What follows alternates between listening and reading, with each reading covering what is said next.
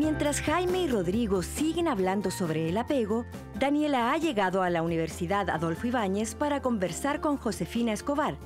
Ella es psicóloga, doctora en psicoterapia y ha investigado sobre los vínculos tempranos y cómo estos afectan el desarrollo de niños. Cuando hablamos de vínculos tempranos, estamos hablando de esta relación que se genera entre, en las primeras etapas de la vida, entre el niño, la niña y los cuidadores principales. El cuidador principal puede ser mamá, papá u otro cuidador significativo.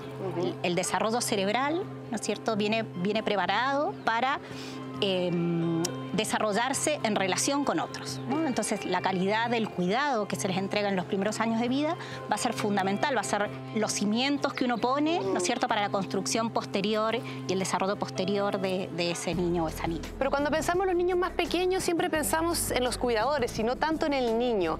¿Cómo se da esta relación de a dos cuando se trata de niños tan pequeños o bebés? Básicamente, estas interacciones o esta relación diádica que se produce va a ser lo que le permita un desarrollo óptimo para este niño, ¿no? ¿Y cómo se producen esas interacciones? Bueno, a través de la búsqueda de la mirada del otro, a través de formas de activar la conducta de apego del adulto cuidador, ¿no? Y esto es a partir del llanto, ¿no es cierto?, que es la forma como más primitiva que tienen los bebés de comunicarse, pero más adelante van a empezar a desarrollar otras también habilidades, ¿no es cierto?, para buscar esa atención y buscar esa respuesta del adulto a satisfacer las necesidades, ¿no es cierto? La necesidad es que la más básica primero es sobrevivir, ¿verdad? Y por eso siempre ponemos como tanto énfasis en esto de la mamá que amamanta, la mamá que alimenta, pero hay mucho más que eso, ¿verdad?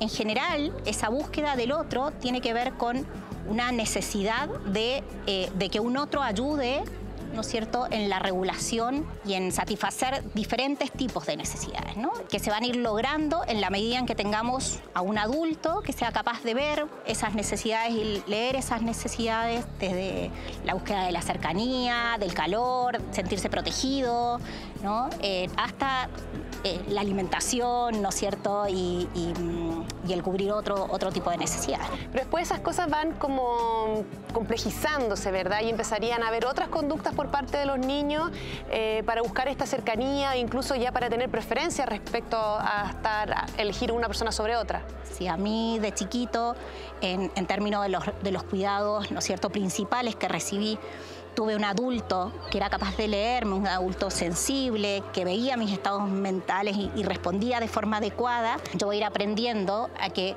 soy una persona que se merece, ¿no es cierto?, ser atendida. Entonces, aun cuando no esté mi cuidador principal, voy a ser capaz de pedir o de buscar ayuda en otros porque confío en eso. Y además, en la medida que el cuidador principal va respondiendo a estas necesidades, lo que le permite al niño es también ir entendiendo sus propias necesidades. Para aprender a regular el estrés tengo que también ir entendiendo lo que me va pasando, ¿no? Y entonces esta cosa, por ejemplo, que hacemos súper natural, las mamás cuando un bebé llora y que lo levantamos y que empezamos, ay, pobrecito, tiene hambre, también es una forma de digerirle un poco el mundo y el entorno. De traducirle. Traducirle, claro, y que después, cuando aparezca como este llanto o este miedo o esta pena, ¿no es cierto?, este niño puede entender de qué se trata este llanto o esta pena. Yo creo que es fundamental siempre cuando pensamos en el desarrollo infantil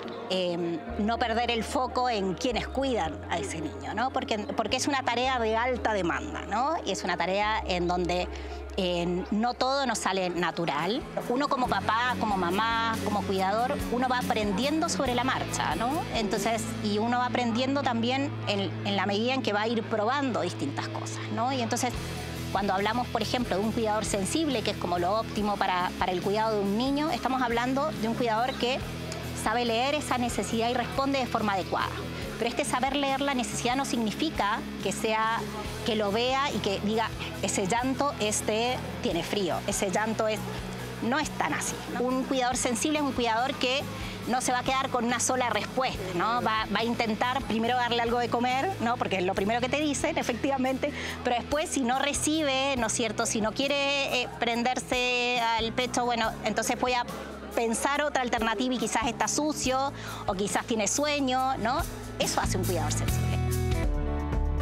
Seguimos conversando con Josefina Escobar sobre los vínculos tempranos. Es el momento de hablar de un concepto que describe el agotamiento de los cuidadores y el efecto que esto provoca en el desarrollo de los niños. Hablamos del burnout parental.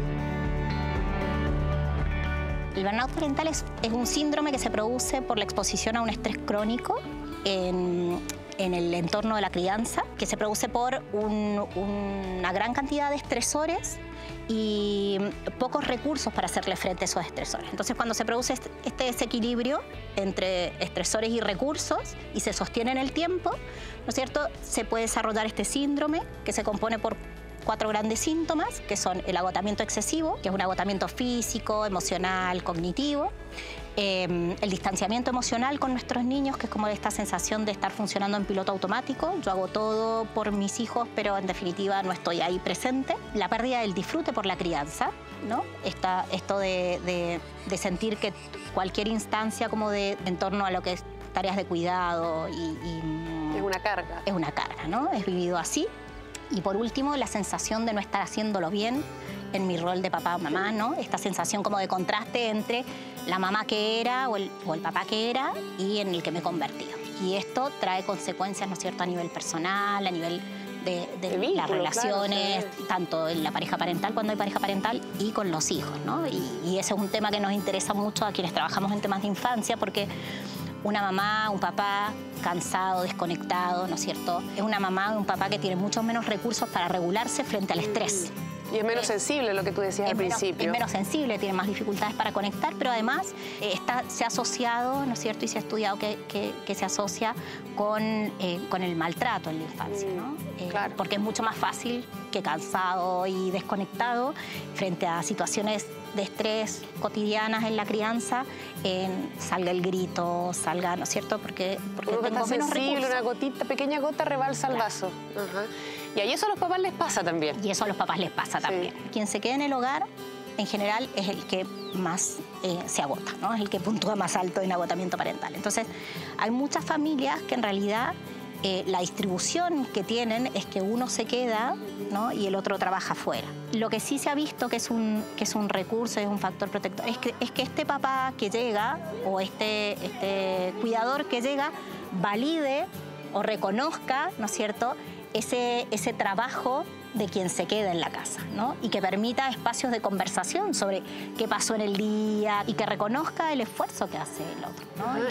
Y en ese validar no solamente está en decirle, lo estás haciendo muy bien, que buenísimo que se los puedan decir, pero validar, uno valida también escuchando y poniendo atención en lo que la otra persona está haciendo. En definitiva, lo que uno necesita o lo que un niño necesita para desarrollarse bien es un adulto disponible, sensible, ¿no es cierto?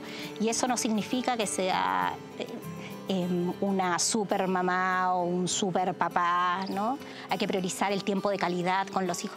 Tiempo de calidad con los hijos no significa que les tenga unos megapanoramas a mis hijos. Tiempo de calidad es que tengamos espacios en donde haya disfrute para el niño y para el padre. Y una de las cosas que leía en uno de tus papers era esto de como ambivalencia del tema del trabajo fuera del hogar, ¿verdad? Porque por un lado está la culpa de las mujeres, ¿verdad?, que trabajamos fuera de la casa.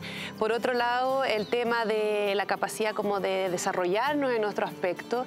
¿Cómo se vive eso respecto a la maternidad? Lo que se ha visto un poco es que efectivamente, en términos del agotamiento parental, el trabajar al menos media jornada como fuera del hogar es un factor protector, ¿no? Porque en definitiva lo que te permite es descomprimir un poco el estrés que uno tiene en la casa. Yo vuelvo renovada, vuelvo descansada y además entender que nuestros hijos no solamente se vinculan conmigo, ¿no? No necesariamente tienen que estar todo el tiempo conmigo, pueden haber otras figuras también importantes y significativas de cuidado que pueden estar mientras yo no estoy. Sí, qué interesante, sí, para que esta familia sea todo, lo pasemos bien, ¿verdad? Y podamos encontrar la manera que funciona para mi familia, que tal vez no es lo mismo que le funciona a la otra familia. Así que por eso tus estudios y todo lo que tú haces es tan interesante, nos informa tanto, así que te quería dar muchas gracias por haberte tomado el tiempo hoy día de estar acá con nosotros y contarnos estas cosas tan interesantes. No, gracias a vos, Daniela.